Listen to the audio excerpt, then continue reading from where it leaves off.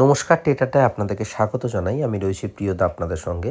তো এবছর ২০২৩ টেট পরীক্ষা সকলে দিয়েছেন এবং আমার যারা স্টুডেন্ট ছিল তারা হয়তো অন্যান্য বিষয়ে খারাপ ফল করলেও সেখানে দাঁড়িয়ে সাইকোলজি এবং পেডাগজি যে সমস্ত কয়েকটি প্রশ্ন ছিল তারা সকলেই খুব ভালো করেছে।